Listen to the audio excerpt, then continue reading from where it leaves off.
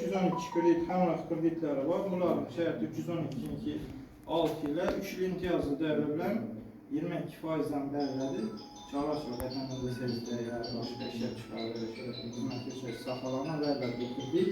Bunda 3 il imtiyazlı dərəb var. Bunda sizə şu əsas itiraz çıxımında az summada aylantıra, laboratlar, aylantıra basarlar, polatdan kreditdir.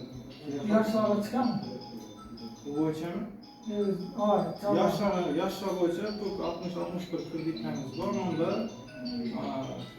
çarvaçılıq, şafırlar, yönəlişləri yox. Bunda şu işlər çıxarış, xidmət göstərici saxalar var ki, şu boyunca alınan desə 5 yıllık 18%'dan aşağıtıb dərələrimiz bu krediti.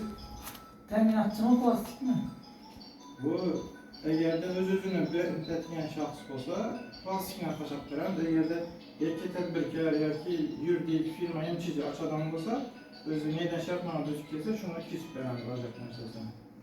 O üniversitelere 22 paydı mı? Bu 312 dənə kreditimiz var. PK 312, bu 22%, 6 yıllar. Bu əvvəl ailə tədbirkarlıqdan alıb yapqan icabi kreditləri yeganə adamla verilətdən. İkiləmişsin. Yeki tədbirkar, yeki yemçici açısı. 6 yıllar. Ki həmrəh kredit vaxtdan qızlar tədbirkarlıq. Bu 7 yıllık 2 imtiyazlarla 20%'dan. Ondan çarvaçılıq var. Şimdi kreditləriniz var, yerde alış istekleriniz olsa,